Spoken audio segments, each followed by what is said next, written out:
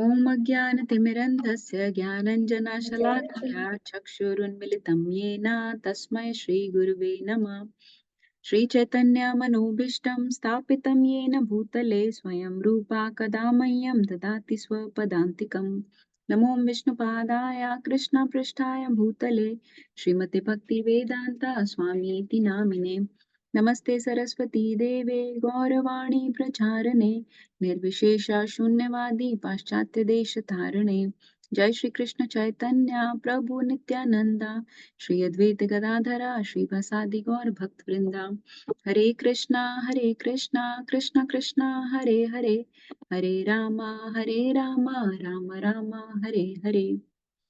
So let me share the screen. Let's get, if I get called, please one of you take over and continue reading and discussing.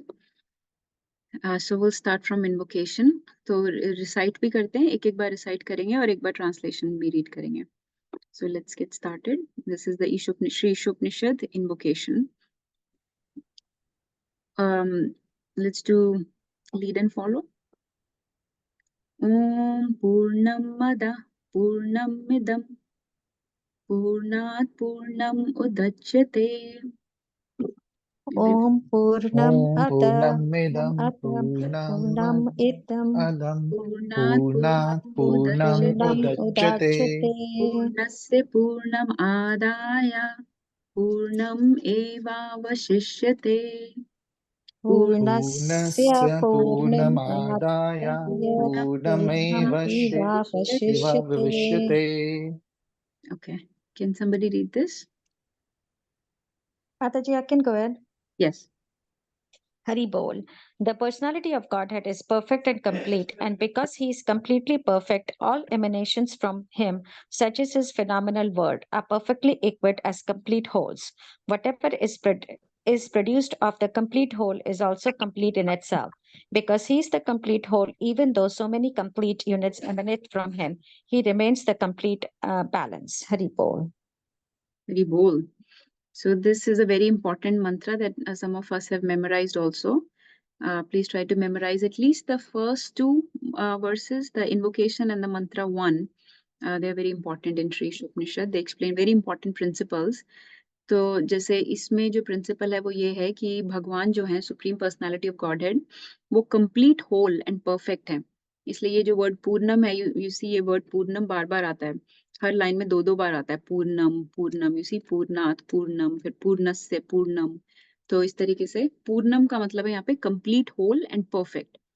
तो purport में प्रभुपाद ने explain किया है कि जैसे सारे universes निकलते हैं भगवान में से, which are complete in themselves. Their complete universes emanate from him. Complete living entities emanate from him. Complete incarnations emanate from him.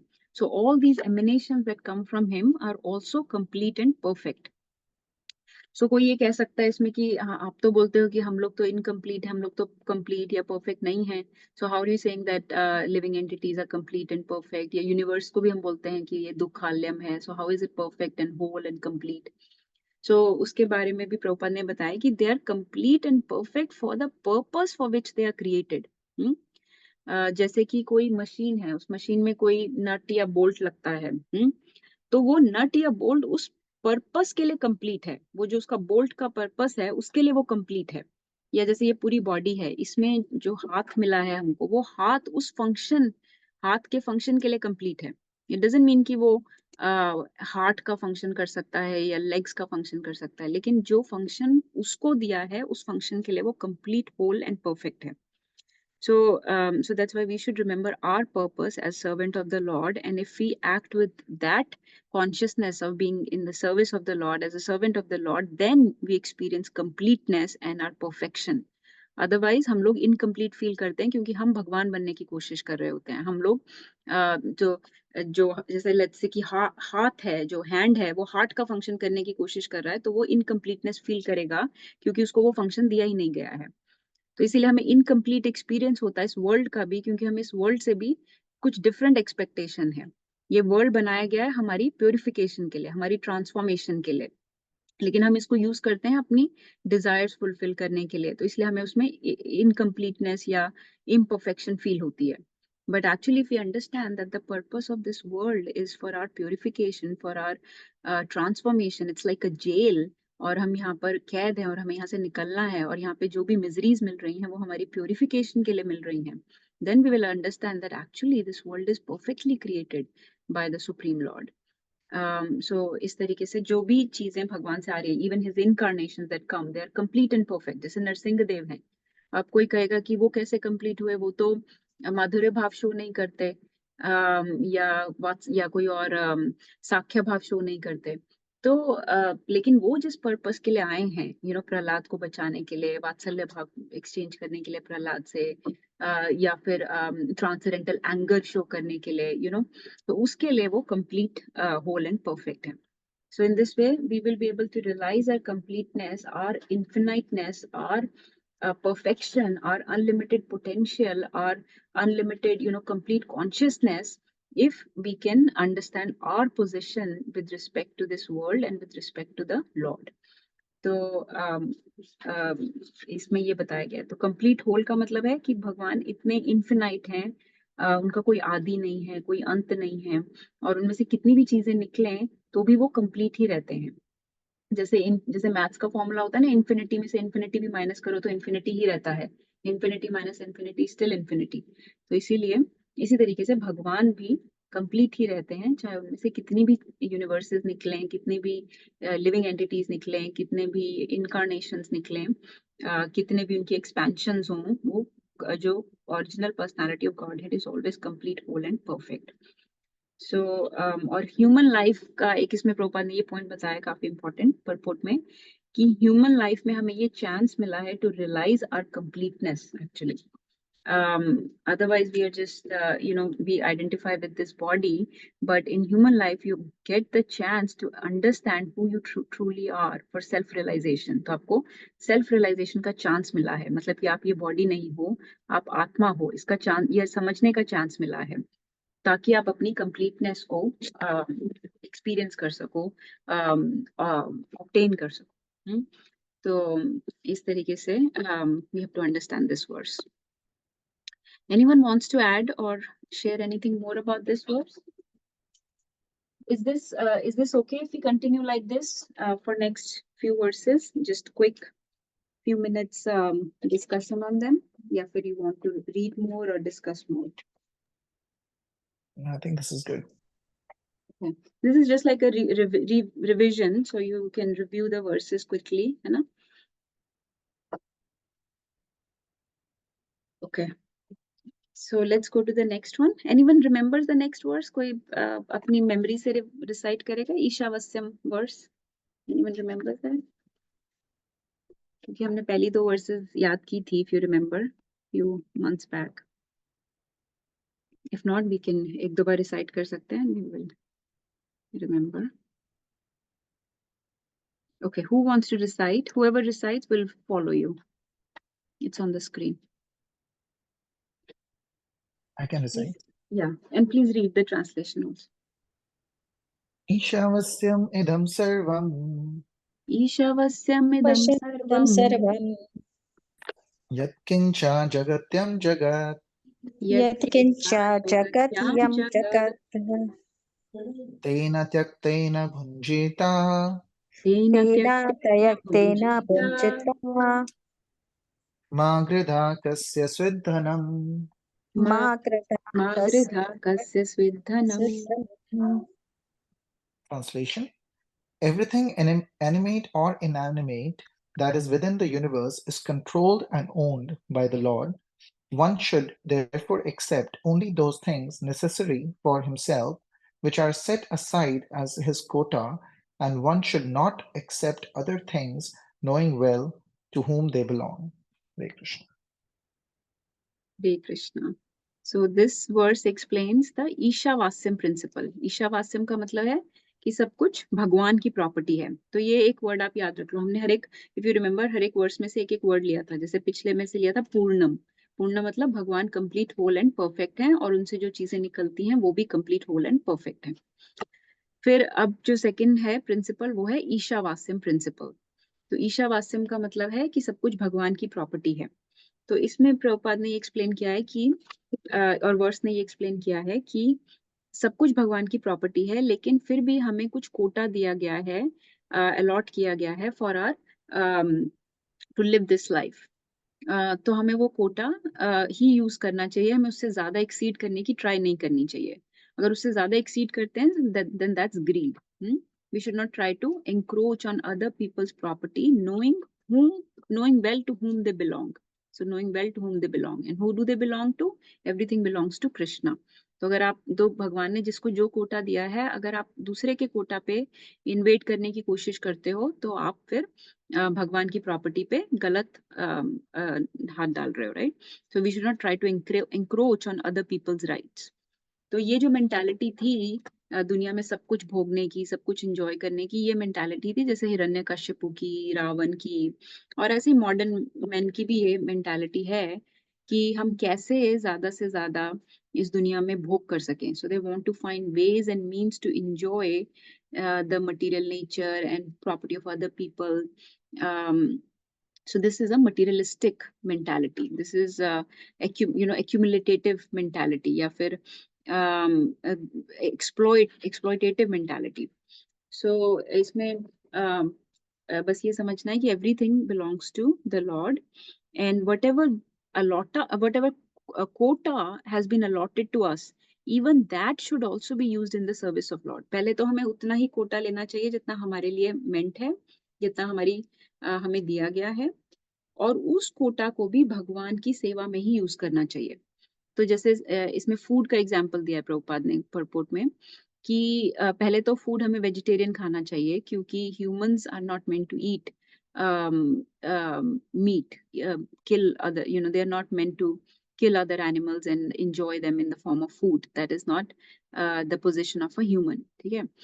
लेकिन अगर आप वेजिटेरियन भी खा रहे हो तो only being vegetarian is not enough, even then we should offer the food to the Lord before consuming. तो जो आपका अलॉटेड कोटा भी है उसको भी आपको भगवान की सेवा में लगाना है। तो जैसे कि और भी प्रभुपाद ने एग्जांपल दिए हैं, जैसे कि आपको स्पाउस है ना, तो first of all you should not be hankering for any other opposite gender other than the spouse that you've been given. And even then, your spouse, your family, everyone should be engaged in the service of the Lord. ऐसे ही आपको घर दिया है, car दिया है, जो भी आपको कोटा दिया है, उतना ही आपको सबसे पहले तो कंज्यूम करना चाहिए, और वो भी कंज्यूम करना चाहिए with God consciousness, with Krishna consciousness, with a understanding well to whom it belongs. तो किसी और के उस पे इंक्रोच नहीं करना चाहिए और अपना भी स्पिरिचुअल कॉन्शियसनेस में यूज करना चाहिए। तो इसमें दो वर्ड्स आते हैं। एक वर्ड आता है सैंक्शन, कि हमें कितना कोटा सैंक्शन किया गया है हमारे लिए, उतना हमको यूज करना चाहिए। और जो सैंक्शनड कोटा भी है उसको भी पहले सैंक्टिफाई करके यूज करना चाहिए उसको भी। इसलिए जैसे फूड का एग्जांपल है, पहले तो सिर्फ वेजिटेरियन फूड खाना चाहिए, that is the sanctioned Kota for human, और उस वेजिटेरियन फूड को भी सैंक्टिफाई करके, मतलब प्रसाद बना के खाना चाहिए। तो सैंक्शनड कोटा को भी सैंक्टिफाई करके यूज करना चाहिए, मतलब कि ग्रेटिट्यूड से यूज करना चाहिए, क्योंकि वो हमारा नहीं है, हमको सिर्फ यूज करने के लिए दिया गया है।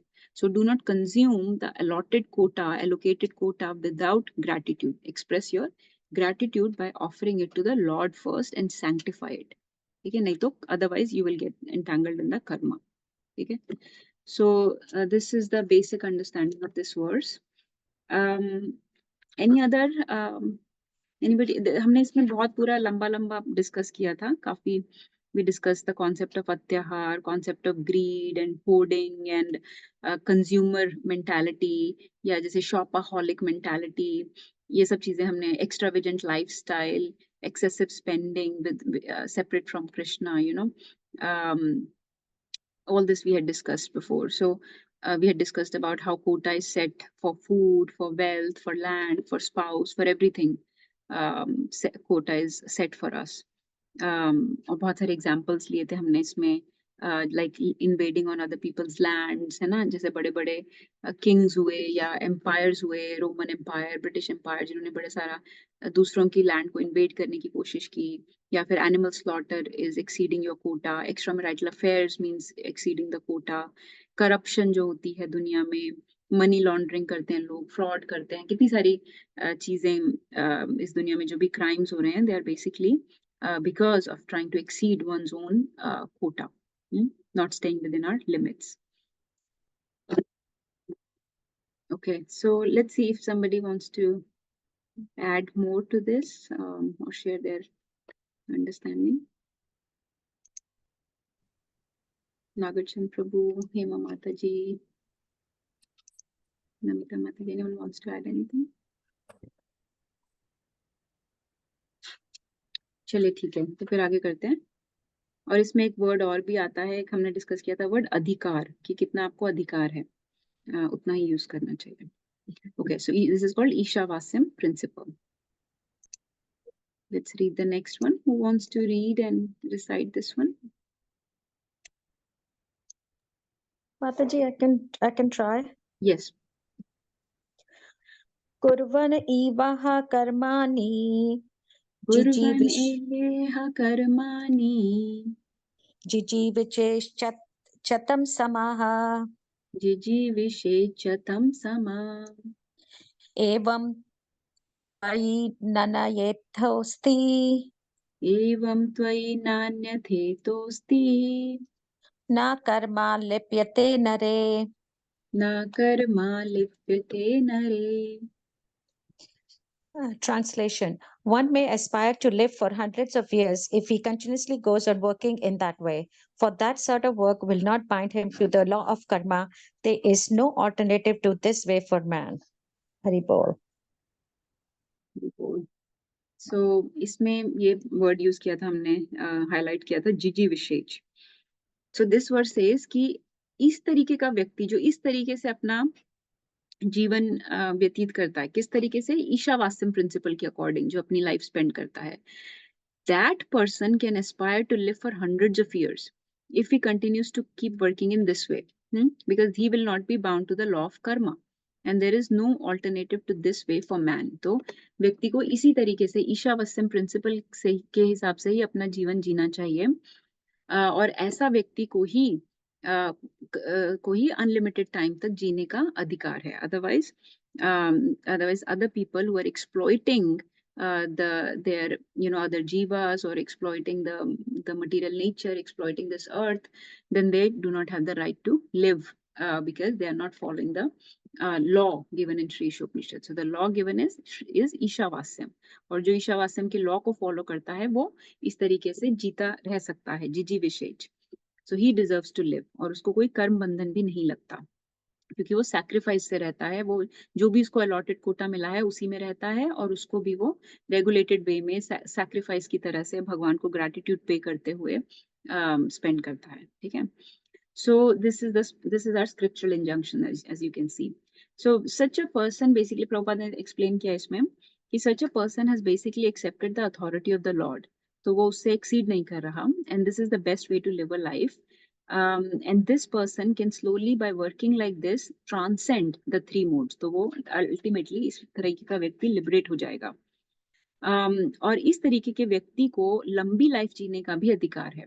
और प्रभुपाद ने इसमें फिर लाइफ की लेंथ के बारे में थोड़ा डिस्कस किया है कि मटेरियलिस्टिक एक्टिविटीज करते हुए लंबी लाइफ कोई जिए उसका कोई फायदा नहीं, ठीक है, लेकिन स्पिरिचुअल एक्टिविटीज करते हुए कोई छोटी लाइफ भी जीता है तो उससे बहुत बेनिफिट मिलता है. Even half finish spiritual activities भी कोई करता है, या ईशावास्यम प्रिंसिपल कुछ टाइम के लिए भी कोई फॉलो करता है, तो वो बेटर है than to live a very long materialistic life. ठीक है.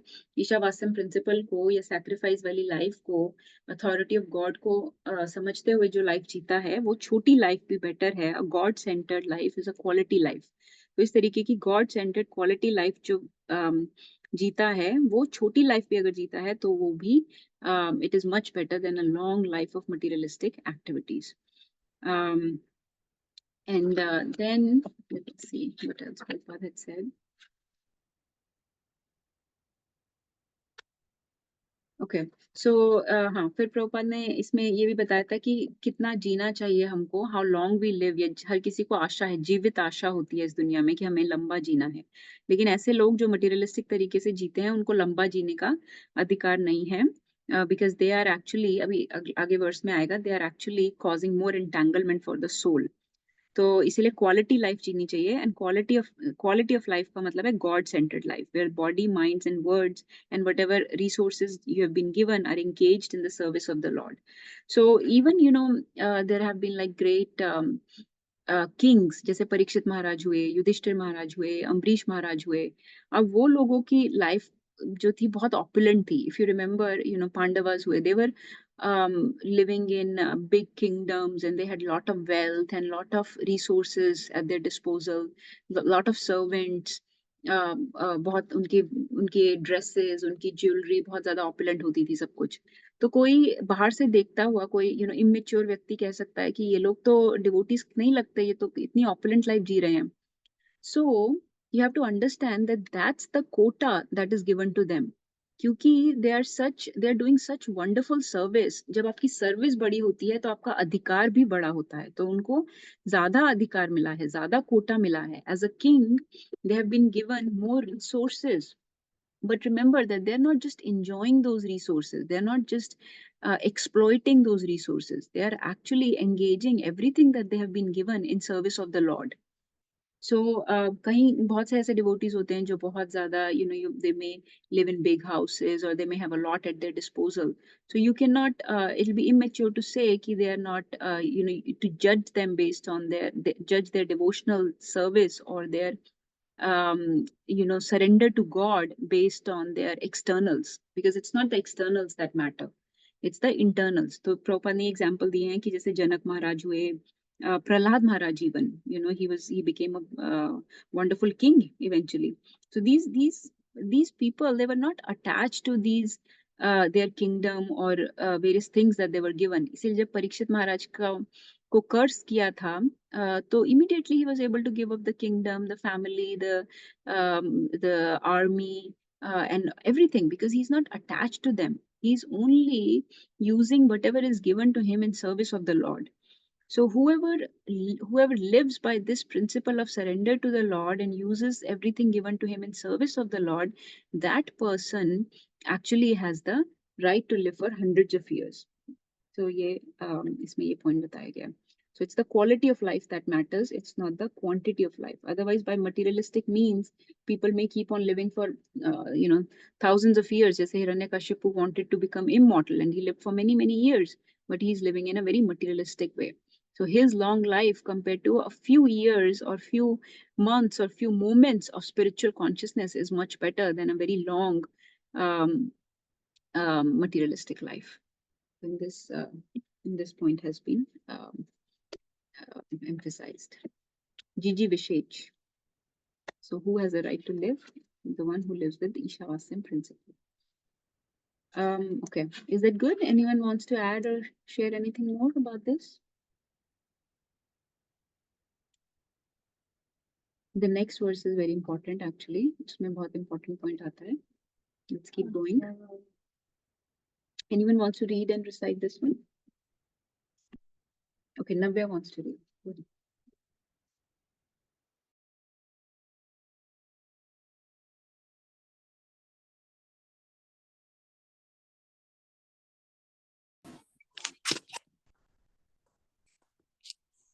Asurya namate loka Asuryanamate loka ande natamasvrita Antena Andhena tamasvata tamse prati abhigyati Tamste prati abhigachanti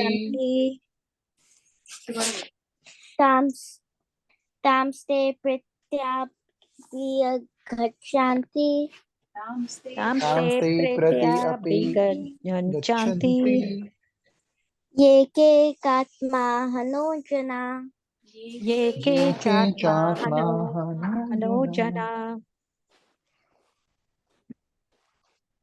The killer of the soul, whoever he may be, must enter into the planets known as the worlds of the faithless, full of darkness and ignorance.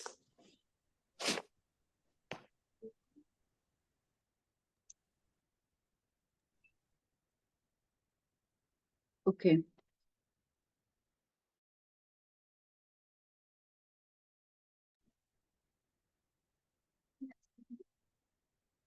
Okay, so this one, if you remember, this mentions a very important principle of Atmaha. Atmaha, some of you may remember this word. Atmaha means killer of the soul. So this verse says कि people that do not live according to that principle of Ishavasyam, people that do not follow that injunction, then they are Atmaha. ठीक है, तो जैसे ये हिरण्यकश्यपु के बारे में हमने बोला, या जो भी इस तरीके के materialistic people हैं that are only willing to increase the materialistic way of life. They want to increase the quantity of their life, add number of years, and just keep on exploiting the other people and mother nature. Then those type of people are actually Atmaha. Atmaha मतलब they are killer of the souls. तो फिर इसमें हमने discuss किया था कि killer of the soul कैसे हो सकता है when soul does not die. We know that soul cannot be killed. So ना हन्यते हन्यमाने शरीरे की, तो मरती नहीं है, तो हम किलर ऑफ द सोल कैसे बोल सकते हैं? Because such a person is causing a lot of entanglement and bad future for the soul. तो इस वर्स में लिखा है, if you can see that such a person will enter into the darkness and ignorance, so darkest regions of ignorance में जाएगा ऐसा व्यक्ति. तो अगर उसकी सोल का ये भविष्य होगा कि वो इतनी डार्कनेस में और इग्नोरेंस में जाएगा, तो उसकी सोल बहुत ज्यादा, basically that soul, that person will suffer in future. He will get very bad, poor destinations, very low species or low planets where he will suffer. And so he's basically causing the soul to suffer through millions of species and millions of lifetimes. He will continue suffering. So he's causing more bondage for the soul, bad destination for the soul, more suffering for the soul. And so such a person is killer of the soul. In that sense, he is causing death, well, not death, but like causing suffering of distress to the soul by causing its continued bondage. तो उसको इतनी valuable human life मिली, उसको ये injunctions दी गई कि भगवान God centered life lead करो, दूसरों को एक्सप्लॉइट मत करो, जितना कोटा दिया है उसको यूज करो, जो कोटा दिया है उसको भगवान की सेवा में लगाओ, उसको ये सब बताया गया. लेकिन फिर भी उसने डिसाइड किया कि मैं ये सब नहीं करूंगा, I'll just continue with my sense gratification and just wasteful human life. उसने waste कर दिया, उसने wasteful life ji. And so that person got entangled more and more, and he wasted the opportunities given in human life. So that person is a Atmaha. He did not understand the importance of human life. तो प्रभुपाद ने इसमें बताया कि human life comes with heavy responsibility, and you get it after many births, and how you have to understand its value and utilize it appropriately. Do not waste any time. Do not waste the amazing resources that are given in human life. जैसे कि इतना wonderful intelligence मिली है, इतना intellect मिला है, speech मिली है, जिससे भगवान की कीर्तन कर सकते हो, नाम जप कर सकते हो, कथा कर सकते हो. इतनी एबिलिटीज मिली हैं, लेकिन वो सब चीजों को अपनी सेंस ग्रेटिफिकेशन में ही यूज करने में, बॉडीली मेंटेनेंस में, या बॉडी को ही नर्चर करने में वेस्ट कर दिया, जबकि बॉडी तो एकदम नश्वर है, तो बॉडी आइडेंटिफिकेशन में ही वेस्ट कर दिया.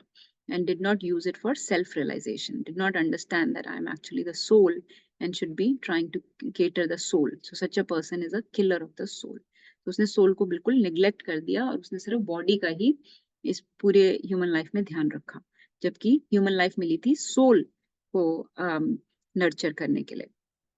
तो such a person is Atmaha. So that's just a very brief understanding.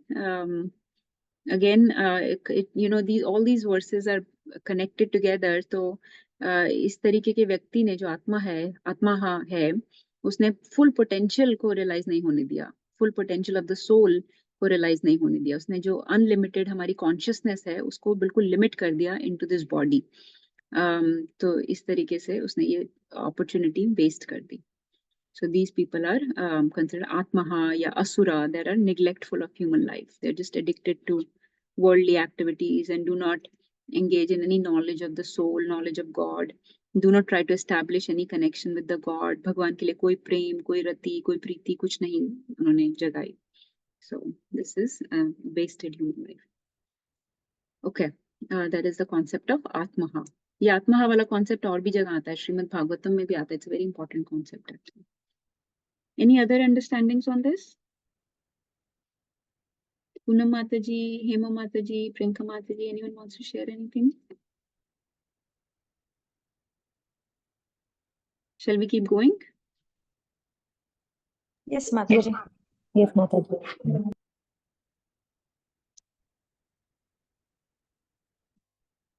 Poonam माता जी, आप कुछ शेयर कर रहे थे, मुझे सुनाई नहीं दिया। नहीं माताजी, मैं बोल रही थी हाँ आगे कीजिए। अच्छा, चलिए आगे कौन पढ़ेगा? आप पढ़ेंगे माता जी?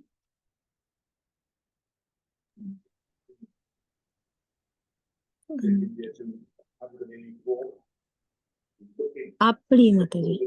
ओके, कोई और पढ़ेगा? Anybody else wants to recite and read? If nobody else, Mataji, I can try again. If Sure, nobody yes. else. Yeah, please keep going. Anejat ekam manaso javiyo अनेजद एकम मनसो जवियो नैना देवा अपनुवन पूर्वम अरसत। माता इसका थोड़ा डिफरेंट ट्यून आएगा। इसका से आएगा अनेजद एकम मनसो जवियो, like this. Okay. Anejat ek Mataji, you do it, Mataji. I don't think I can do it. Okay, You sure. अनेजद एकम मनसो जवियो अनेजद Anejat एकम ekam manaso javiyo नैना देवा आप्नुवन् पूर्वम् अर्षत् नैना देवा आप्नुवन् पूर्वम् अर्षत् तद्धावतोऽन्यानत्येति तिष्ठत् तद्धावतोऽन्यानत्येति तिष्ठत् तस्मिन् अपो मातृष्वा ददाति तस्मिन् अपो मातरिष्वा ददाति. Okay, would you like to read the translation? Sure, Mataji. Hari Bol. Although fixed in his abode, the personality of Godhead is swifter than the mind and can overcome all others running. The powerful demigods cannot approach him, although in one place. He controls those who supply the air and the rain. He surpasses all in excellence. Hari Bol. Hari बोल.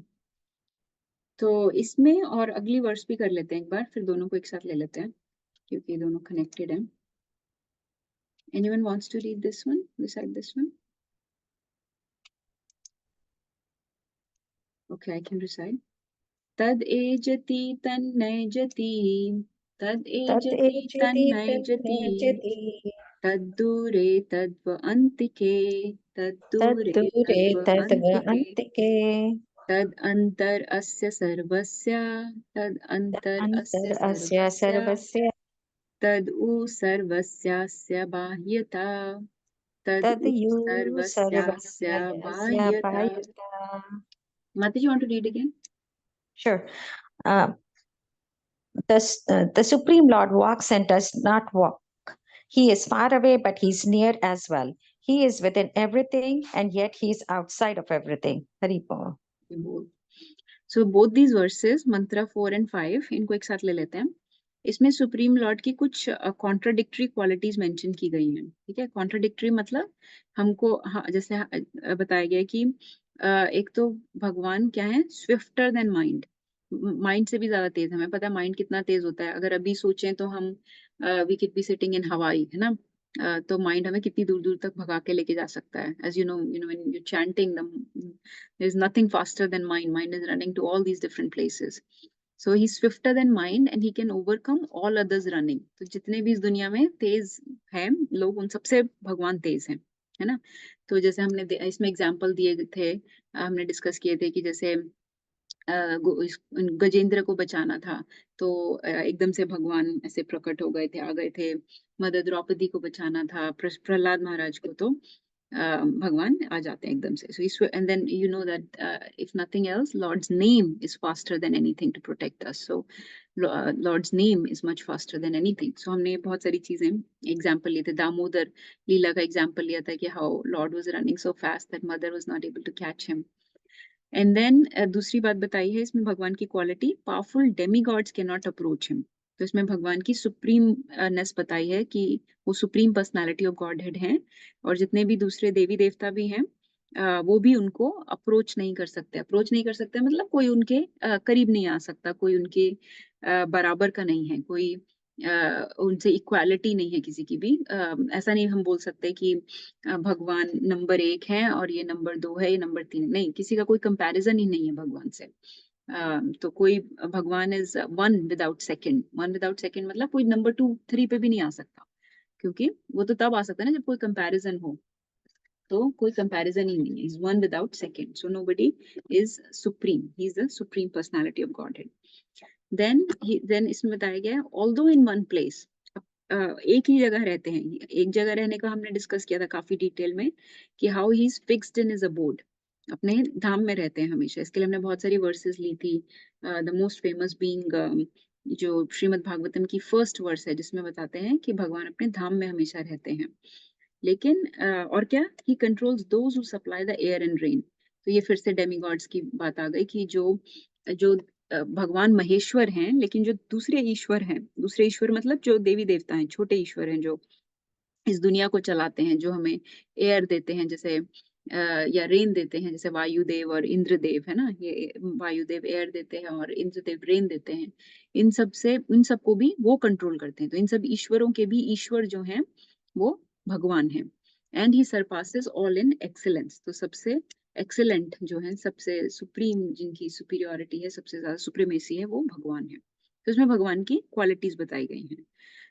तो इसमें कोई doubt नहीं रह जाता कि कौन supreme है और कौन देवी देवता है। It's very nicely mentioned here that he stays in his own abode, he's faster than the mind, even demigods cannot approach him, and he controls all those that are controlling this material world. तो देवी देवता इस दुनिया को चलाते हैं, but they do so under his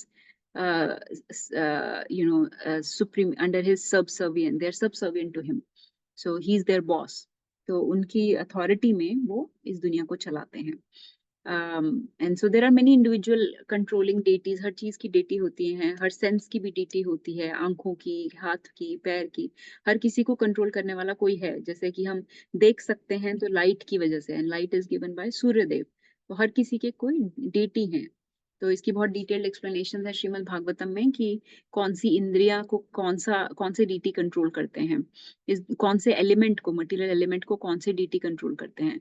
तो इस दुनिया में जैसे 24 मटेरियल एलिमेंट्स हैं और हर एक को कंट्रोल करने वाले कोई देवी देवता या डीटी हैं, ठीक है। और उन डीटीज को भी कंट्रोल करने वाले कंट्रोलर जो हैं वो भगवान हैं। तो इस पर ये दुनिया को चलाने वाले ये बहुत सारे हैं, लेकिन nobody can Sarpass Lord in excellence. फिर जो नेक्स्ट वर्स हमने अभी पढ़ी उसमें भगवान की, तो इसमें भगवान की क्वालिटीज थी, आगे भगवान की क्वालिटीज और बताई गई हैं। इसमें मंत्र 5 में बताई गई हैं भगवान की कुछ कॉन्ट्राडिक्टरी क्वालिटीज। कॉन्ट्राडिक्टरी मतलब दे सीम ऑपोजिट, ऐसा लगता है कि जैसे सीमिंगली ऑपोजिट क्वालिटीज, कि वो चलते भी हैं लेकिन नहीं भी चलते। तो ये थोड़ा सा कंफ्यूजिंग हो जाता है कि ऐसा कैसे कि कोई चल भी सकता है अगर कोई और नहीं भी चल रहा, या फार भी है और नियर भी। अगर मैं फार हूँ किसी से तो मैं नियर कैसे हो सकती हूँ? विद इन एंड आउटसाइड, अगर अंदर है तो बाहर कैसे हो सकते हैं? इसके हमने बहुत सारे एग्जाम्पल्स लिए थे। जैसे अभी हमने एग्जाम्पल लिया, विद इन एंड आउटसाइड का एग्जाम्पल लिया कि नरसिंह देव हैं वो, हिरण्यकशिपु को बिलीव नहीं हो रहा था कि इस खंबे के अंदर भी भगवान हो सकते हैं। सो ही आस्क्ड प्रहलाद कि is he inside this column also?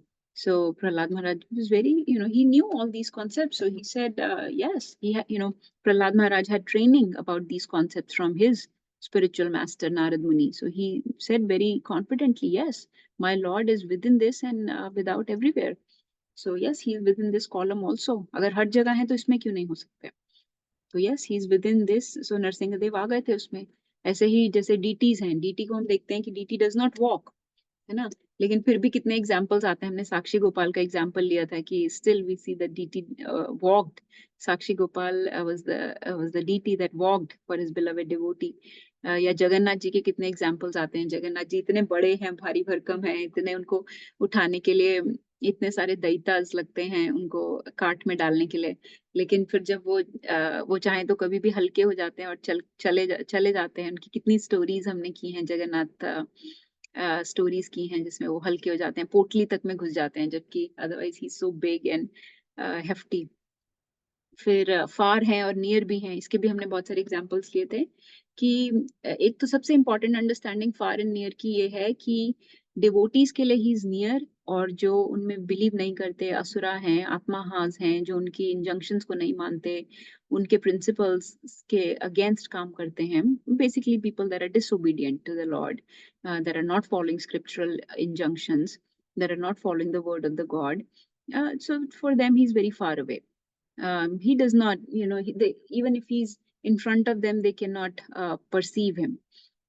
तो भगवान को जैसे दुर्योधन समझ नहीं पाया, कंसा समझ नहीं पाया, रावण समझ नहीं पाया, उनके सामने होते हुए भी वो बस उनको डिराइड ही करते रहे। इस तरीके से उन लोगों के लिए वो बहुत फार रहते हैं। They do not get the understanding of supreme Lord, because supreme lord can only be understood by devotional service. He says that in Bhagavad Gita many times, that only my devotees can understand me. So for non-devotees, for people that want to stay separate from me, I stay away from them because they want to stay away from me. So then I stay aloof from them. But in devotees' life, he meddles, he interferes, he takes control, he takes charge of their lives because devotees surrender to him. So he's interested in their life, he's participating, he's active in their life, and devotees can see his hand in various activities, various things that devotees do. They can relish his presence in actually day to day. So you will see devotees will say many times, ये कृष्णा ने किया है, ये कृष्णा ने ऐसा किया वैसा किया। तो आप कई बार समझ नहीं आता ऐसा क्यों बोल रहे हैं, कृष्णा ने ऐसे कैसे किया ये सब. So but he's very active in participating in the life of devotees actually, but he stays far away from the people that want to stay far. So in this way, there are many understandings of this these seemingly contradictory qualities. और भी बहुत सारे examples आते हैं, but I think we can keep going. Is this okay, or anyone wants to add anything? Good, Mataji.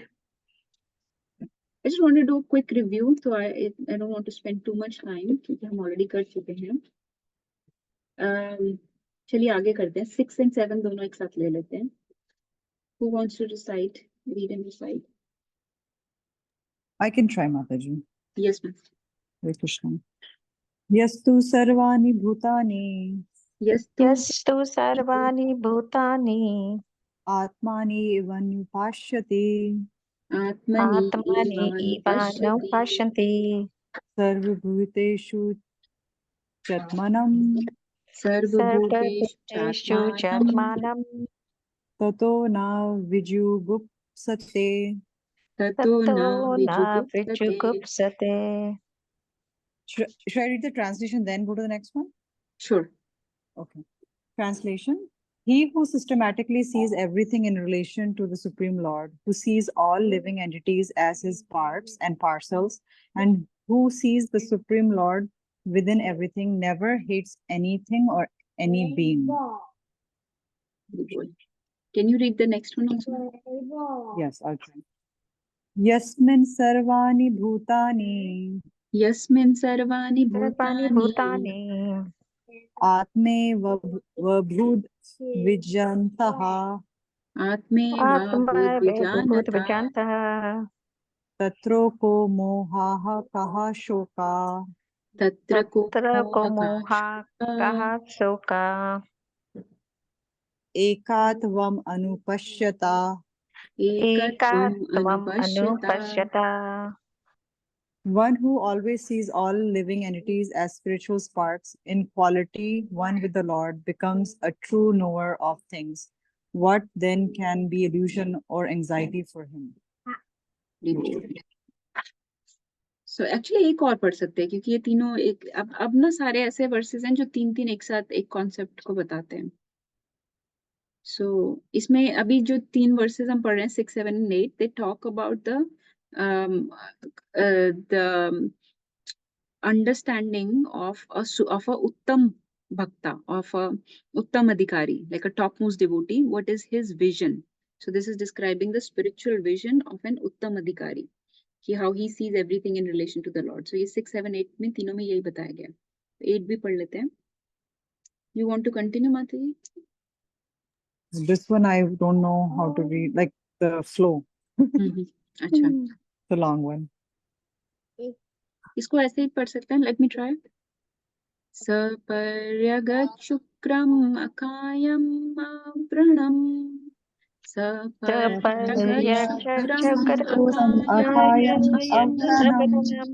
अश्नाविरं शुद्धमपापविद्धम् अश्नाविरं शुद्धमपापविद्धम् कबीर्मनीषी परिभू स्वयंभुर्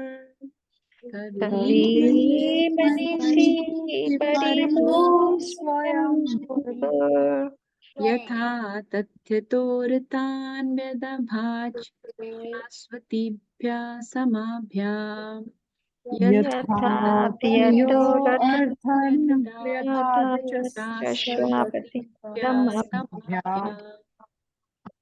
Okay, can you read the translation?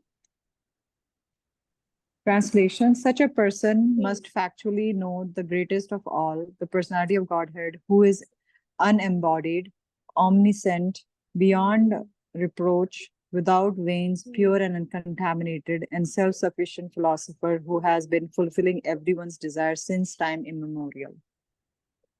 Hari Bol, Hare Krishna. Okay, so let's take all these. So we read 6, 7 and 8. तो 6 में बताया है कि तो अभी हमने भगवान की क्वालिटीज की कुछ कॉन्ट्राडिक्टरी और ये बताया कि कैसे भगवान पास नियर भी है फार भी है walks does not walk within everything and without everything है ना। अब बता रहे कि तो सो जो व्यक्ति लाइक जो डिवोटी है जो व्यक्ति sees everything in relation to the supreme Lord, तो इसमें वर्ड आत्मनी बहुत इंपॉर्टेंट था।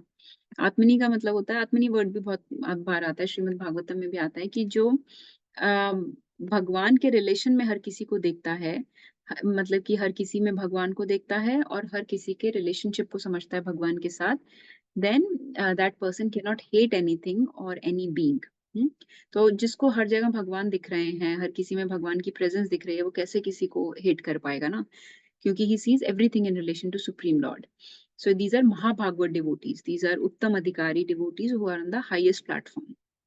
तो हमने इसमें इस वर्ष में हमने 3 तरीके के डिवोटीज को अंडरस्टैंड किया था, कनिष्ठा, मध्यम एंड उत्तम अधिकारी। तीनों का विजन क्या क्या होता है। कनिष्ठ अधिकारी तो बहुत लोएस्ट स्टेज ऑफ रियलाइजेशन पे होता है, उसको इस तरीके का दिव्य विजन या स्पिरिचुअल विजन नहीं होता, उसको भगवान हर जगह नहीं दिखते, उसको भगवान जैसे वो थोड़ा बहुत भगवान के नाम में परसीव कर सकता है, इसलिए वो चैंटिंग करता है, थोड़ा वो डीटी में परसीव कर सकता है, लेकिन टिपिकली डिवोटीज में नहीं कर पाता वो परसीव भगवान को। डिवोटीज के साथ इतना उसका नहीं होती उसका फेथ या उसका उसका फेथ भी थोड़ा सॉफ्ट होता है, उसकी नॉलेज भी काफी वीक होती है, वो काफी इनिशियल स्टेजेस में होता है। So he is somebody who can you know fall down if he's not careful. So his understanding and faith are not very strong. फिर मध्यम अधिकारी था जिनका फेथ काफी स्ट्रांग होता है, जो भगवान को हर जगह परसीव कर सकते हैं, लेकिन फिर भी वो डिफरेंट तरीके से लोगों से डील करते हैं। जैसे कि जो एनवियस लोग होते हैं, थियस्टिक लोग होते हैं, उनको तो वो अवॉइड करते हैं। जो इनोसेंट लोग होते हैं उनको वो सर्विस देते हैं, नर्चर करते हैं, प्रीच करते हैं। और जो एग्जॉल्टेड लोग होते हैं जैसे कि प्योर डिवोटीज होते हैं, उनसे वो प्रेम करते हैं, फ्रेंडशिप करते हैं और भगवान से भी प्रेम करते हैं। तो इस तरीके से मध्यम अधिकारी treats people differently according to their, मतलब वो डिस्क्रिमिनेट करके ट्रीट करते हैं।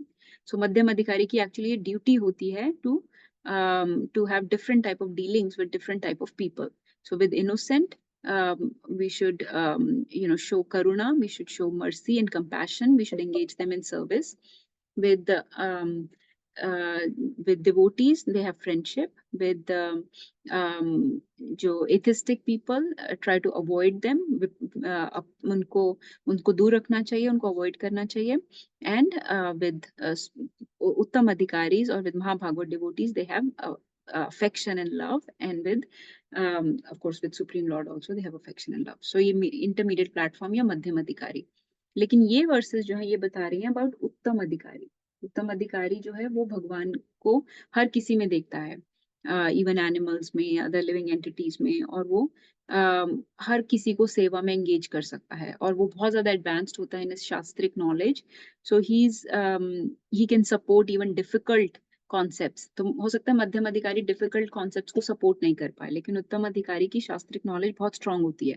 सो उत्तम अधिकारी के जब भी आप सोचते हो ना, you can think of Prabhupada, या फिर जो हमारे गुरु वर्गा हैं, जो हमारे गुरुज हैं, आप उनको भी सोच सकते हो। Prabhupada I find the easiest to relate with in this context, कि जो हर किसी को भगवान की सेवा में लगा सकते हैं, क्योंकि वो हर किसी में भगवान की प्रेजेंस देख सकते हैं। So, so and they are always, you know, like in spiritual consciousness, उनका faith बहुत strong होता है, उनकी knowledge बहुत strong होती है, always engaged in service. They can convert many fallen souls. उनके contact में आते ही लोग convert हो जाते हैं, and they do not discriminate. वो discriminate नहीं करते. They see everyone as part and parcel of the Lord, and their goal is to spread universal brotherhood as a service to Krishna. So वो highest platform है. So this is the spiritual vision of a उत्तम अधिकारी, a Mahabhagavata devotee. तो ये concept है आत्मनी का। आत्मनी मतलब हर किसी को भगवान की सेवा में लगाना, हर किसी में भगवान को देखना। अनुपश्यति, जो इस तरीके से देखता है, सिस्टमैटिकली देखता है। और इसमें हमने ये भी सीखा था कि इस वर्ष में कि ये जो चीजें हैं ये ट्रेनिंग से आती हैं। जो व्यक्ति इस प्लेटफॉर्म पे है वो ट्रेनिंग से यहाँ तक पहुंचा है। सो जैसे कि हमने इसमें एग्जांपल लिए थे कि जैसे कोई डॉक्टर है या रेडियोलॉजिस्ट है, उसको ट्रेनिंग लेनी पड़ती है एक्सरे पढ़ने के लिए। इसी तरीके से हमको भी ट्रेनिंग लेनी पड़ती है, शास्त्र चक्षु, ज्ञान चक्षु डेवलप करने पड़ते हैं, दिव्य विजन डेवलप करना पड़ता है, to have this type of spiritual vision in which we can see Lord's presence in everything, everywhere, and in every being. So you have to develop this systematic vision. So anupashyati का मतलब था, प्रभुपाद ने लिखा systematically sees. अब देखो यहाँ पे लिखा systematically sees. ऐसे नहीं है कि उसको वो ऐसे ही मिला है, वो उसने ट्रेनिंग लेकर डेवलप किया है ये vision. So by hearing from a superior source, जैसे he has trained his vision by understanding Vedic wisdom, through disciplic succession, through Guru Varga, and by the mercy of the Lord and devotees. So in this way, he has developed this Divya Gyan. So this is the concept of Atmani, seeing everything and everybody in relation with the Supreme Lord. और उसके बाद जो next verse है, मंत्र 7 में फिर से आगे बताया गया उत्तम अधिकारी के बारे में, कि इस तरीके से जो who has this understanding that Supreme Lord is present within every living entity, and every living entity is part and parcel of the Lord and is the same in quality with the Lord, this person is a true knower of things. So he cannot hate anyone. पिछले वर्ष में हमने पढ़ा था, he cannot hate anyone or anything, and he has no illusion or anxiety. So there is no illusion or anxiety for him. मतलब उसको कोई मोह या शोक नहीं हो सकता. ठीक है, तो इसका मतलब क्या से मोह या शोक नहीं हो सकता, क्योंकि he has this equal vision. So even when he is discriminated in this world, he does not develop any hatred for anyone. जैसे कि think of Haridas Thakur, think of Jesus Christ, think of all these exalted devotees that have Parikshit Maharaj, who were mistreated, but because they're always seeing Lord's presence in everyone, they do not develop they do not criticize, they do not complain, they do not have any anxiety, they do not lament, they do not have any excessive desires, because they're always engaged in service of the Lord. So these people do not have any anxieties or limitations. Anxiety or lamentation उन लोगों को होती है जिनका material या bodily understanding होती है. लेकिन जिनकी स्पिरिचुअल कॉन्शियसनेस होती है, उत्तम अधिकारी लोगों को इस तरीके की कोई एंजाइटी, कोई कंप्लेंट्स, वो they know that everything is Lord is the cause of everything. So whatever is happening in their life is because of the Lord's plans. So they are completely under the shelter, under the surrender and care of Lord. तो इसलिए they do not feel any illusion or anxiety. तो इसमें जो word था वो था एकत्वम. एकत्वम मतलब they understand that qualitatively we are same as the Lord. They see everything as energy of the Lord. Okay, so this was number 7. Then number 8 देखते हैं. Anyone has any reflections on these? We are understanding the spiritual vision of a Uttam Adhikari, how they have the most advanced vision. तो उनका जिस platform से वो देख रहे हैं वो बिल्कुल अलग है। जैसे हम जमीन पे खड़े होकर बिल्डिंग्स को देख रहे हैं तो हमें बिल्डिंग्स बहुत बड़ी लगती है, इसलिए हमें बहुत डर लगता है, अरे ये बिल्डिंग गिर सकती है, ये बहुत टॉल है, how can we climb this.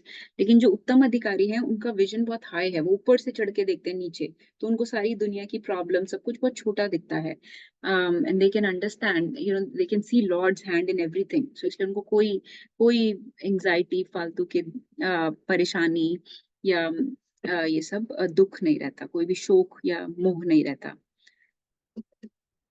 That's a spiritual vision. So we have to train our vision to become spiritual like that.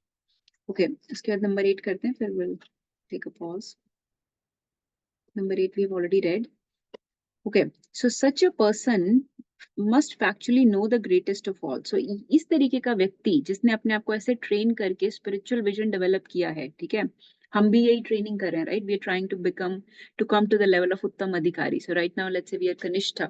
So now our duty, it's our responsibility now to come to the level of Madhyam Adhikari. So that's why we have to train ourselves. We have to read the scriptures. We have to read Prabhupada's books. We have to come in the association of devotees and take their shelter, serve them, hear from them, chant the names to ask for causeless mercy of the Lord and the devotees. So in this way, it is a responsibility to go to the next platform of Madhyam Adhikari. और फिर ultimately we have to come to this platform of Uttam Adhikari. तो जब उत्तम अधिकारी के platform पे पहुंच जाओगे, then such a person can understand the supreme personality of Godhead. और इसमें फिर से भगवान की कुछ क्वालिटीज बताई गई हैं कि भगवान जो है इसमें, ये बहुत इंपॉर्टेंट एक्चुअली, क्योंकि इसमें भगवान की बहुत सारी क्वालिटीज बताई गई हैं। जैसे इसमें बताया गया कि he is omnipotent, he is omniscient, he is unembodied. Unembodied इसमें बताया गया अकायम।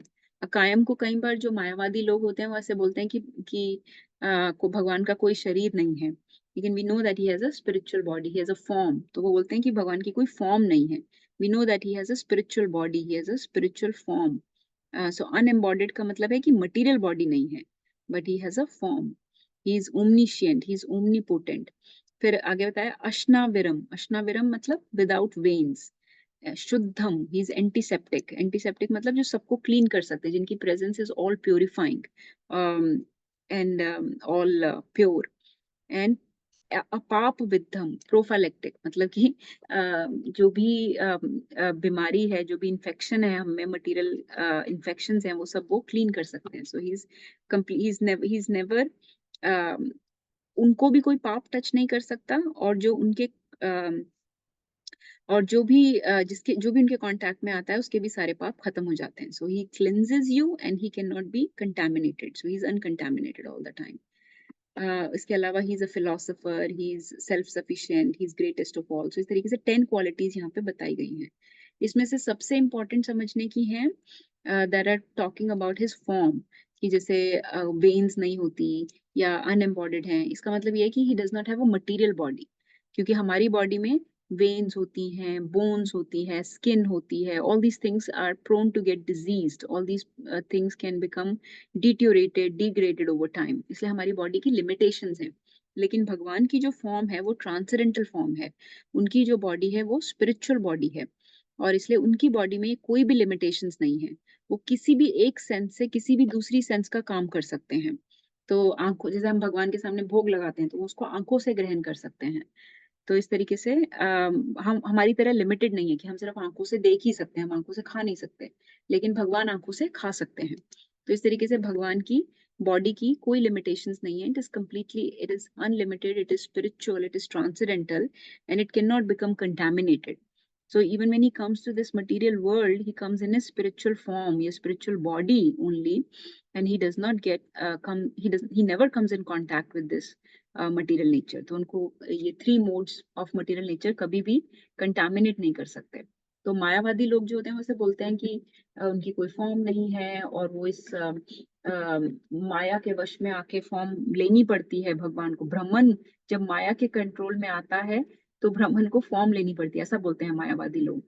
तो वो माया के इतने फेवर में होते हैं मायावादी, उनको लगता है कि माया is more potent, more powerful, and it can control Brahman to assume a form, then he comes as Krishna. So there are many misconceptions like that in the Mayavadi philosophy. So Prabhupada was very strong he was very outspoken against this Mayavadi philosophies.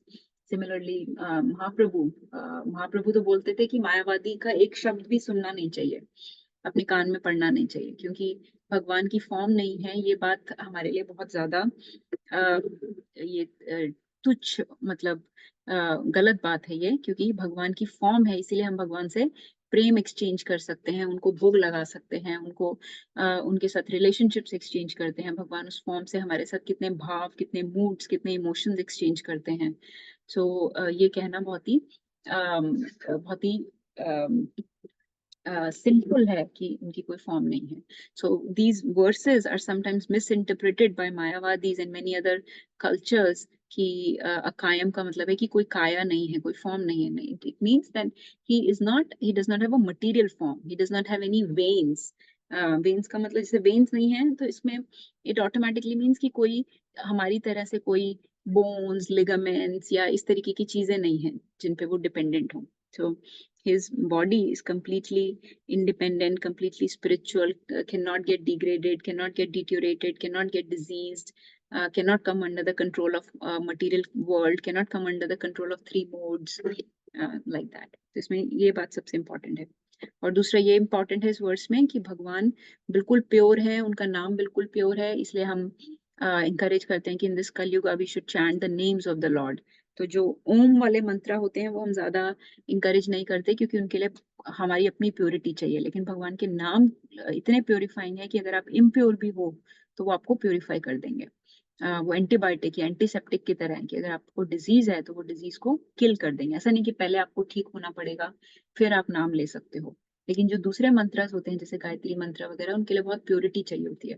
इसलिए आपने देखा होगा ISKCON में जो गायत्री दीक्षा होती है वो जब आप प्योर हो जाते हो उसके बाद मिलती है, उसके बाद आपको गायत्री मंत्र दिए जाते हैं। तो जो गोपाल मंत्र होता है और दूसरे गायत्री मंत्र होते हैं 3-4, वो बाद में मिलते हैं जब आप प्योर होते हो। लेकिन ये जो हरि नाम है ये शुरू से ही दे देते हैं, चाहे आपकी कितनी भी इम्प्योरिटीज हो, क्योंकि भगवान का नाम प्योर है, भगवान प्योर है। And Lord's name and Lord are non different. तो ना भगवान को कोई पाप लगता है या पाप कभी कंटामिनेट हो सकते हैं, और ना ही भगवान की और जो भगवान का नाम है वो कंटामिनेटेड चीजों को भी प्योर कर देता है। So these are the two things to understand about the body of the Lord and about his being pure and uncontaminated. So we're kind of running out of time, but we just have 3 more verses to go. So let's quickly read and recite them. और इनमें सब में एक ही concept है. So I'll just talk for 5 more minutes and try to finish the call. Can anyone read them? Read and recite? Mataji, I can try. Yes, Madhuri. Madhuri, आप तीनों पढ़ दो, recite कर दो, unless somebody else Okay. raises. Sure. Andam tamha parivasanti अंधं तमा प्रविशन्ति ye vidyam upasate ये विद्यामुपासते tato bhuya ivate tamo ततो भूया एवाते तमो ya vu vidyayam rata. या उ विद्यायां रता।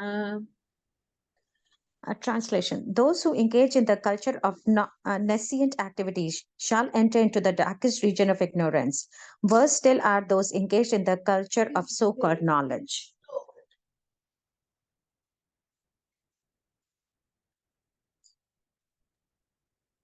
Yes, Mataji. Anyad evahur vidyaya अन्यादेवाहुर्विद्याया nayad ahur avidyaya न्यद् आहुरविद्यया iti susruma dhiram ranam इति शुश्रुमाधीराणम् yenastad vichachakshire. येनस्तद्विचक्षिरे। The wise have explained that one result is derived from the culture of knowledge and that a different result is obtained from the culture of nescience.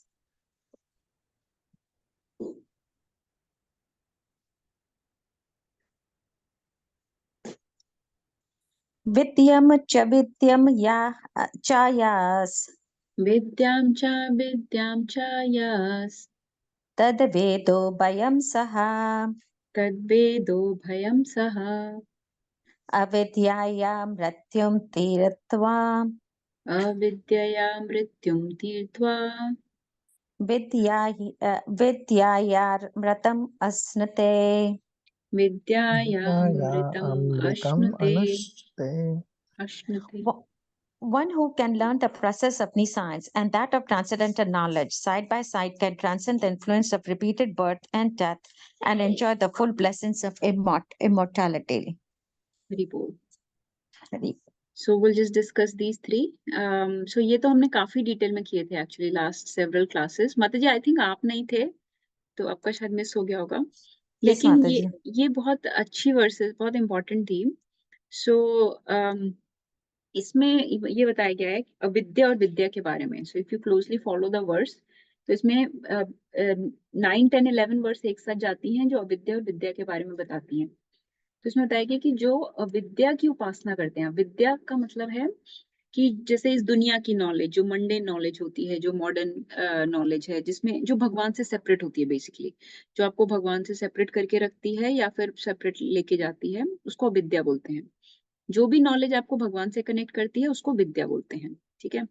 अब विद्या और अविद्या की थोड़ा सा definition change होती रहती है तीनों वर्सेस में, बट ग्रॉसली ये मतलब है। अविद्या का मतलब हो गया जो इग्नोरेंट, जो इस दुनिया में नॉलेज मिलती है जो आपको भगवान से दूर रखती है, और विद्या हो गई जो नॉलेज ऑफ सेल्फ रियलाइजेशन है जो आपको भगवान के पास लेके जाती है। तो जो अविद्या की उपासना करते हैं, इस अब पहली वर्स में ना थोड़ा सा डिफिकल्ट है समझना। इसमें ऐसा लिखा है कि अविद्या की उपासना करते हैं वो अंधकार में जाते हैं, अंध में, और तमस मतलब डार्कनेस में जाते हैं। लेकिन उससे भी बुरी गति उन लोगों की होती है जो विद्या की उपासना करते हैं।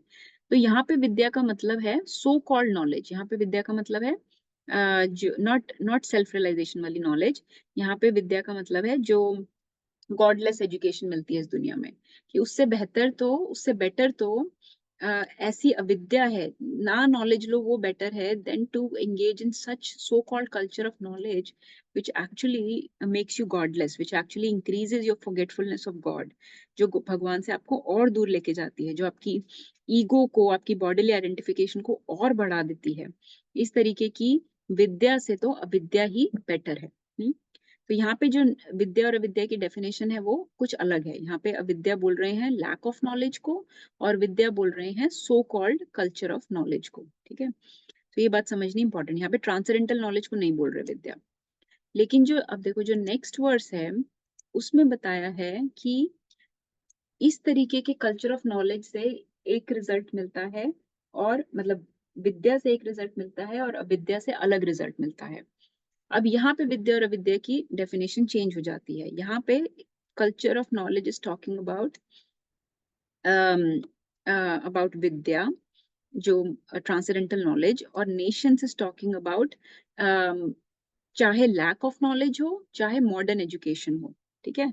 Everything is nescience. इस दुनिया की कोई भी नॉलेज हो उसको नेशंस या इग्नोरेंस बोला गया है। और ट्रू नॉलेज सिर्फ उसी को बोला गया है जो ट्रांसेंडेंटल नॉलेज या डिवाइन नॉलेज होती है, दिव्य ज्ञान होता है, सेल्फ रियलाइजेशन वाला ज्ञान होता है। तो वो ज्ञान फॉलो करने से अलग रिजल्ट मिलता है, और इग्नोरेंस को फॉलो करने से अलग ज्ञान मिलता है। ओके। और 11th वर्स में ये बताया गया है कि जो इन दोनों को साथ लेके चलते हैं, they can transcend the influence of birth and death and enjoy the full blessings of immortality, which means that those who get the knowledge of this world but use it in service of the Lord, dovetail it with the transcendental knowledge. तो जो दोनों को साथ लेके चलते हैं, जो इस दुनिया की अविद्या को भी लेते हैं लेकिन उसको appropriately यूज करते हैं in this life, okay, to live a proper life. जैसे कि हमने इतनी सारी डिग्रीज ली, इतने सारे कॉलेज में गए, ये सब हमने यूनिवर्सिटीज और ये सब किया, लेकिन अगर वो नॉलेज आपको भगवान से दूर लेके जाती है और आप इस ह्यूमन लाइफ को वेस्ट कर देते हो on the basis of that knowledge, तो वो नॉलेज अविद्या है। लेकिन अगर आप उस नॉलेज को ट्रांसेंडेंटल नॉलेज के साथ कंबाइन करके यूज करते हो कि okay I have taken this knowledge, now I will use this for the maintenance of my body, I will make some contributions to the society, I will help live a life of live a God-centered life and use my knowledge from this world to help other people, to maintain my family, to basically use this body properly. तो अगर आप इस तरीके से उस knowledge को use करते हो, तो those people are able to transcend the cycle of birth and death and can become immortal. Immortal मतलब they can go back to Godhead, they can get their spiritual body. So ये थोड़ा सा मुश्किल concept इसलिए है क्योंकि first verse says that विद्या is better than विद्या, तो वहां पे डेफिनेशन ऑफ अविद्या एंड विद्या अलग है, इसीलिए ऐसा कहा गया है. So we have to understand that in this world the knowledge that is being given is sometimes referred to as vidya, but according to mantra 9 of Sri Ishopanishad, such type of vidya is worse than actually lack of knowledge. It is better not to have such type of vidya if that vidya is going to take you away from God. So वहां पर विद्या और विद्या की ये definition है. Is that clear? I'll ask Namita Mataji. Mataji, other people may be aware of this concept, but I don't know if I could explain myself properly. So the definitions of vidya and avidya keep changing through these three verses. That is the confusion. So in mantra 9, avidya refers to lack of knowledge and vidya refers to the knowledge of this world, like so-called knowledge of this world. So the mantra is saying that it is better not to have any knowledge at all than to just have the knowledge of this world. And then the next mantra says that actually the knowledge of this world is also avidya, and such avidya will take you in a different direction, whereas transcendental knowledge will take you on a different direction. वो हमें पता है, transcendental knowledge will take us back to Godhead, and avidya or knowledge of this world will keep us entangled in this world. But the ideal position is to use both of those knowledges, get the vidya of this world also, and get the vidya, the transcendental knowledge as well, and use both of them appropriately in service of the Lord, and use the vidya of this world to keep this body together with the soul, to help the community, to help spread the God consciousness. जैसे कि कोई computer की knowledge ले, तो computer की knowledge in of itself, separate from Lord, is considered अविद्या. लेकिन अगर कोई उस कंप्यूटर की नॉलेज से कुछ दुनिया का भला करे, कुछ कृष्णा कॉन्शियसनेस स्प्रेड करे, कुछ गॉड सेंटर्ड लाइफ लीड करे, एंड उसको उस नॉलेज को दुनिया को एक्सप्लॉइट करने की बजाय दुनिया को हेल्प करने के लिए यूज करे, तो वही अविद्या जब गॉड सेंटर्ड वे में यूज की जाएगी, so that will help that person, that will then he will not get any karmic reactions and he can achieve a life of immortality. तो इसलिए दोनों चीजों को साथ लेके चलना is the best use of a bad bargain. तो हमें ये ह्यूमन लाइफ मिली है, तो हमें इस दुनिया की नॉलेज लेनी है, लेकिन इस तरीके से लेनी है कि वो हमें सोल को आगे बढ़ने में, अपनी डेस्टिनेशन तक पहुंचने में हेल्प करे, ना कि सोल को डिग्रेड करे. अभी क्या हो रहा है कि हम जो विद्या ले रहे हैं इस दुनिया में, वो सोल को डिग्रेड कर रही है, क्योंकि वो सोल को भगवान से दूर लेके जा रही है. वो सोल को इस दुनिया में और एंट्रैप कर रही है, and they are going into the darkness and ignorance. They are going into lower species because they are using that knowledge to go away from Lord. They are becoming more forgetful of Lord, more egocentric, more body-centric, more exploitative, more arrogant, and not humble, not submissive. Not so. Those things are degrading the soul. That knowledge is degrading the soul. So, इसलिए that knowledge, when separate from the Lord, is called avidya. तो विद्या और अविद्या का basic understanding ये है कि जो भी नॉलेज आपको भगवान की तरफ लेके जाती है वो विद्या होती है, वो रियल नॉलेज होती है, और अविद्या वो होती है जो आपको भगवान से दूर रखती है. तो टिपिकली इस दुनिया की नॉलेज आपको भगवान से दूर रखती है, क्योंकि वो गॉडलेस तरीके से दी जाती है हमको. That is the understanding. लेकिन इंटेलिजेंस इसमें है कि दोनों को साथ साथ यूज करो and get out of this world. बाकी प्रभुपाद ने मंत्र 10 में आई थिंक ये चैप्टर 13 की वर्स कोट की थी from Bhagavad Gita. There are these 5 verses in Bhagavad Gita from chapter 13 that are very important, in which it is given कि what are the qualities of a person who gets this culture of knowledge, कि विद्या लेने का अधिकारी कौन है. तो उसमें बताया गया था कि these people that are trying to get this culture of knowledge, get this vidya, become perfect gentlemen. वो कैसे होने चाहिए, उनमें कैसे humility होनी चाहिए, duplicity नहीं होनी चाहिए, tolerance होनी चाहिए, forgiveness होनी चाहिए. They should have a bona fide spiritual master. They should understand that they have to transcend the cycle of birth and death. They should be determined to follow the scriptural injunctions, and they should not accept more than what they require for the maintenance of the body. So like that, Prabhupada had given, from Bhagavad Gita, he had given these 18 qualifications of people that can get vidya in this world. तो अगर किसी को भी विद्या चाहिए तो उसको ये सब क्वालिटीज एक्वायर करने की कोशिश करनी चाहिए. And most important quality out of these 18 qualities was that one should try to become a devotee of the Lord. क्योंकि जब कोई devotee बनता है तो बाकी qualities अपने आप आ जाती हैं. Humility की, tolerance की, forgiveness की, patience की, scriptural injunctions follow करने की, ये सब cycle of birth and death से निकलने की, detachment from this material world. All these things automatically come when one tries to become the devotee of the Lord. That is the primary quality that is needed to gain vidya in this world. So ये विद्या और अविद्या का concept था in last 3 verses. Okay, I'll stop here. Let's see if anyone wants to add anything, correct, share any realizations or anything. Please go ahead. Who wants to share? I've lost a few people. Hima Mataji, Nagarchand Prabhu, Priyanka Mataji, Vedahi, Namita Mataji, please, any of you, add a few points if you can. Hare Krishna.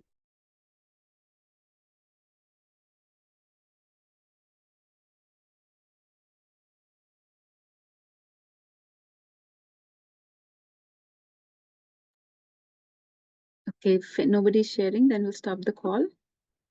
Hopefully this was helpful. This was a quick review of the 11 verses. 12th bhi humne kiya tha, but 12, 13, 14 go together, so we can take it next time. Nagarchand Prabhu, you want to say anything? Hare Krishna. Yeah, it's just a very good revision for us to get back on track. So thank you for doing this session. Okay, very bold. Okay, Namita Mataji, was that helpful? I know you had missed some sessions. Yes, Mataji. Okay, any questions? No, Mataji, I just need to review those 9, 10, 11 verses. It doesn't clarify too much to me, but I'm gonna go ahead and read it. And if I have and read the जी, आप ना translation. वो class सुन लेना, हमने उसमें बहुत अच्छे से discuss किया था. Okay, Mataji. मंत्र 9 जो लेबल्ड, अगर आप 9 वाला सुन लोगे तो आपको हो जाएगा, but if you can hear all of them 9, 10, 11 that will be good. ठीक है माताजी. ये अभी थोड़ा सा समझ में नहीं आया ना, but those are the verses which I was having difficulty before too. So yeah, definitely I'll hear the class, and if I have any questions, I'll reach out to you for sure. Sure. Yeah, please hear, because we have discussed, actually हमने इसमें ज़्यादा ही time spend कर लिया था पहले, so I just went quickly by right now. Okay. Vedahi, thank you for joining. I didn't hear much from you. Would you like to share anything?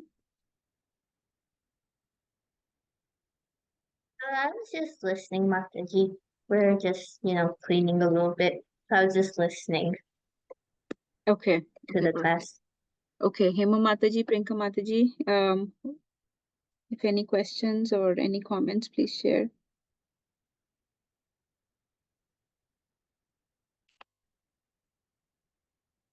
Okay, then we'll stop the call. Thank you everyone for joining. Vancha kaltarubhyascha kripa sindhuvya patita pavanebhyo vaishnavebhyo namo namah. Purve Gaurachandraya Radhikaya Tadalaya Krishnaya Krishna Bhaktaya Tadbhaktaya namo namah. Thank you everyone for joining. Hare Krishna. Hare Krishna, Mataji. Thank you. Hare Krishna. See you next Sunday. Hare Krishna.